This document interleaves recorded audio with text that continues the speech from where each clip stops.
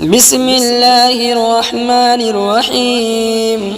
تبارك الذي بيده الملك وهو على كل شيء قدير، الذي خلق الموت والحياة ليبلوكم أيكم أحسن عملا وهو العزيز الغفور، الذي خلق 7 سماوات طباقا ما ترى في خلق الرحمن من تفاوت، فارجع البصر هل ترى من فطور، ثم ارجع البصر كرتين ينقلب إليك البصر خاسئا وهو حسير.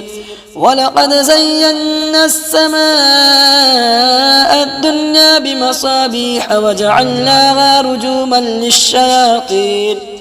رجوما للشياطين وأعتدنا لهم عذاب السعير. وللذين كفروا بربهم عذاب جهنم وبئس المصير. إذا ألقوا فيها سمعوا لها شهيقا وهي تفور تكاد تميز من الغيظ، كلما ألقي فيها فوج سألهم خزنتها ألم نأتكم نذير، قالوا بلى قد جاءنا نذير فكذبنا وقلنا ما نزل الله من شيء إن أنتم إلا في ضلال كبير. وقالوا لو كنا نسمع أو نعقل ما كنا في أصحاب السعير، فاعترفوا بذنبهم فسحقا لأصحاب السعير. إن الذين يخشون ربهم بالغيب لهم مغفرة وأجر كبير. وأسروا قولكم أو اجهروا به إنه عليم بذات الصدور. ألا يعلم من خلق وهو اللطيف الخبير. هو الذي جعل لكم الأرض ذلولا فامشوا في مناكبها وكلوا من رزقه وإليه النشور. أأمنتم من في السماء أن يخسف بكم الأرض فإذا هي تمور، أم أمنتم من في السماء أن نرسل عليكم حاصبا فستعلمون كيف نذير. ولقد كذب الذين من قبلهم فكيف كان نكير. أولم يروا إلى الطير فوقهم صافات ويقبضن ما يمسكهن إلا الرحمن إنه بكل شيء بصير.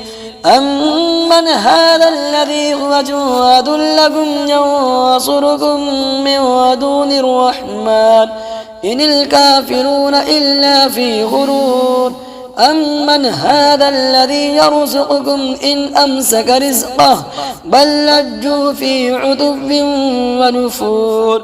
أفمن يمشي مكبا على وجهه أهدى أمن يمشي سويا على صراط مستقيم.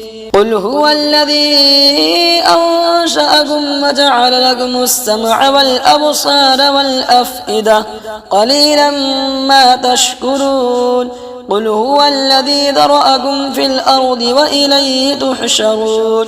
ويقولون متى هذا الوعد إن كنتم صادقين. قل إنما العلم عند الله وإنما أنا نذير مبين. فلما رأوه زلفة سيئت وجوه الذين كفروا وقيل هذا الذي كنتم به تدعون. قل أرأيتم إن أهلكني الله ومن معي أو رحمنا فمن يجير الكافرين من عذاب أليم. قل هو الرحمن آمنا به وعليه توكلنا فستعلمون من هو في ضلال مبين. قل أرأيتم إن أصبح ماؤكم غورا فمن يأتيكم بماء معين.